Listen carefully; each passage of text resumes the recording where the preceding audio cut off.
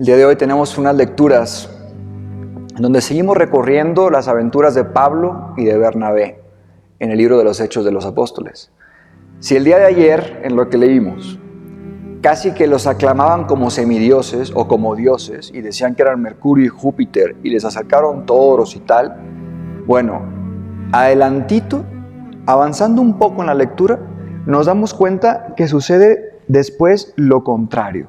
Esto es, los apedrean, y a Pablo lo apedrean durísimo, hasta que incluso lo dan por muerto. ¿Por qué sucede esto? Y el mismo texto lo dice, el mismo texto te lo revela. Dice que llegaron a Listra, a la ciudad en donde estaba Pablo, de otras dos ciudades, unos judíos que se ganaron a la multitud, y entonces lo mandaron a apedrear. ¿Se acuerdan ayer que platicábamos también de la fuerza de la palabra, de la lengua, etcétera? Bueno, miren que aquí tenemos otro claro ejemplo. Cómo llegan personas de un lugar ajeno a esta ciudad, empiezan a hablar, a ganarse a la gente, haciendo un poquito de grilla, un poquito por aquí, por allá. Los convencen, apedrean a Pablo, que hasta hace unas horas lo querían entronizar como si fuera rey. Miren qué paradoja vive el ser humano y qué contradicción interior, ¿no? A veces nos podemos decantar con mucha facilidad para un lado y luego nos podemos ir para el otro, y entonces como de que andamos perdidos. El caso es que en todas estas aventuras de Pablo y de Bernabé, que son muy interesantes de hecho, porque van por todos lados predicando el Evangelio, lo que viven ellos en su propia carne son muchas tribulaciones, pero muchas. Ya Pablo en sus cartas incluso dirá cuántos naufragios ha tenido, cuántos latigazos le han dado, cuántas veces lo han lapidado, cuántas veces, bueno, Pablo pasó mil cantidad de cosas de verdad tremendas, pero eso sí, por el amor a Cristo. Y entonces cuando leemos en las cartas de Pablo eso, no hay que pensarlo como si fuera un Moby Dick, ¿verdad? En donde, pues sí, qué bonita novela. Es la vida real de alguien. Es alguien que efectivamente lo que está narrando lo vivió. Y lo vivió en carne propia por amor del Hijo de Dios. Y es curioso que cuando llegan a esta ciudad, en donde ya después se libera pues, de que lo apedreen, etc., están compartiendo con los discípulos, exhortándoles a perseverar en la fe. Y aquí el tema de la fe es clave también, porque los exhortan a, oigan, perseveren ustedes en la fe.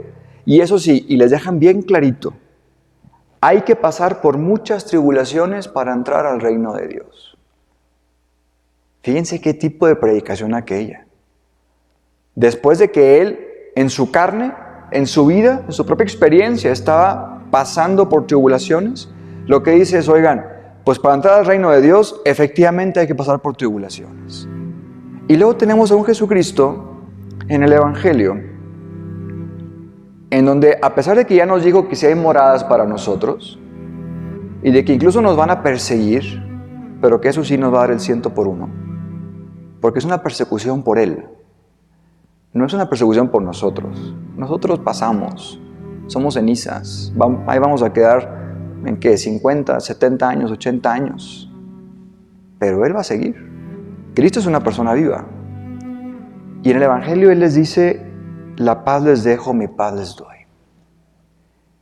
Y aquí es en donde entra quizá con más fuerza este mensaje evangélico. Porque lo mismo les dijo, no solamente antes de su pasión, aquí estamos todavía antes de la pasión de Cristo, capítulo 14 del Evangelio de San Juan, sino incluso después cuando se presenta y los apóstoles están a puerta cerrada, platicando de todo lo que había pasado, dicen, ¿qué vamos a hacer? Y ahí Cristo se aparece y dice, la paz con ustedes. Como de que en esta tribulación tan fuerte que puede estar dentro del alma, llega Jesucristo, se presenta, y su mensaje es ese, la paz. Bueno, Señor, ¿será posible tener paz en la tribulación? ¿O cómo le hizo Pablo para decirle a esa gente que el reino de los cielos se gana pasando por tribulación y al mismo tiempo se le ve que está, pues ahora sí que con cierta paz? Curioso que antes los exhorta a perseverar en la fe. Y aquí entonces está la vinculación profunda entre un estado interior de paz y la virtud teologal de la fe. Ya no estamos hablando nada más del acto humano de creer, que ya lo he explicado antes y que quieran profundizar más, se puede ir al podcast que saqué este lunes pasado. Estamos hablando de que Dios te regala como una gracia la virtud teologal de la fe, por la que yo puedo creer sin ver, por la que yo me puedo lanzar a lo oscuro, a lo desconocido, pero por la certeza que Él me da de que lo que está enfrente es seguro. Humanamente no se tiene esa certeza, pero Él la regala en la fe. Y la fe es esta luz tan fuerte que nos deslumbra. Ahí pongo el ejemplo en el podcast, ¿no? Si yo de repente llego contigo, incluso con la cámara que tengo enfrente, y le suelto así un haz de luz muy fuerte de una lámpara, de una linterna, se va a ver todo oscuro. Oye, pero si es luz y la luz alumbra, ¿por qué está pasando esa oscuridad? Porque se está adaptando el ojo, el lente se está abriendo y se está adaptando también. Porque no está capacitado en este momento para recibir tanta luz. Lo mismo sucede con nuestra inteligencia. La inteligencia llega hasta un punto muy alto y de repente la fe desborda, y cuando la fe alumbra a la inteligencia tanto, no ve nada y ve todo oscuro. Pero eso sí, deja una certeza. Y por eso la luz de la fe nos da certezas oscuras. Miren qué paradójico es esto, una certeza oscura. Uno dirá, pues es que la certeza es con luz. En el tema de la fe, la certeza también es oscura. Y digo también porque las puede haber con luz. Y entonces está San Pablo hablando con los discípulos y les dice, oigan, perseveren en la fe. Esto es, crean aunque no vean. Tengan certezas incluso en la oscuridad. ¿Y la oscuridad a qué se refiere? A las tribulaciones. Porque las tribulaciones no nos dejan muy en claro que estamos siendo, entre comillas, bendecidos por Dios. Uno diría, bueno, si estoy siendo bendecido por Dios, pues toda mi vida tiene que correr tranquilamente. Tengo que ir como, bueno, aquello está fluyendo. Sin embargo, en la vida de Dios no era así. Y en tu vida seguramente tampoco es así. Y en la mía tampoco. Y ahí es cuando el rol de la fe entra en nuestra vida. Perseverar en la fe significa ver más allá de lo concreto de la tribulación. Significa creer que Dios tiene algo seguro para mí, incluso ahí en donde yo no veo nada, o incluso en aquello que puede ser contradictorio, aquello que me duele, aquello que me hace sufrir. Entre paréntesis, les recomiendo mucho para estos tiempos, sobre todo de dolor y sufrimiento, que lo puedan estar pasando con más fuerza, una encíclica de Juan Pablo II que se llama Salvifici Doloris, dolor salvífico. Es muy profunda y muy buena y aborda bastante sobre estos temas. Y así ahora hay el paréntesis. Y tenemos a Jesucristo que nos dice, la paz esté con ustedes. Cuando uno ha desarrollado la fe y uno está perseverando en esta virtud que es un don de Dios, pero que también requiere de una disposición y una apertura humana, es capaz de dar pasos en la oscuridad. Y cuando se da eso, la presencia del Espíritu está en el alma. Y esa presencia es la que arroja paz, es la que genera paz. Que miren ustedes que paz no significa tranquilidad. A veces decimos, ya déjame en paz, como para decir, ya no molestes, ¿verdad? Hazte para allá, quiero estar tranquilo, quiero estar tranquila. Pero el concepto de paz va mucho más allá. La paz no es un estado en donde no hay guerra. Más bien, hay bastantes problemas, hay bastantes conflictos, pero después de tratos, después de conversaciones, después de limar asperezas, se logra un estado de paz. Esto es en donde no hay guerra. El conflicto va a estar ahí, pero la guerra es la que se evita con la paz. Pues bueno, la paz que nos da Cristo no nos evita conflictos. La paz que nos da Cristo no nos quita de problemas ni de tribulaciones. De hecho, lo vemos aquí en las lecturas.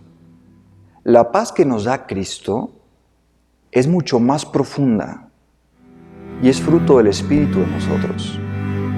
Un Espíritu que está ahí porque hemos creído, porque hemos perseverado en la fe, porque le hemos dicho sí a Dios.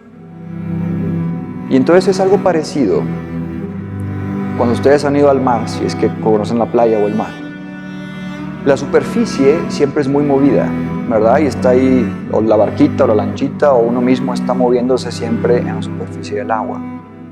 Pero cuando uno baja 5 metros, 10 metros, o los que llegan a bucear que bajan todavía más, allá no hay grandes movimientos, allá está todo muy sereno.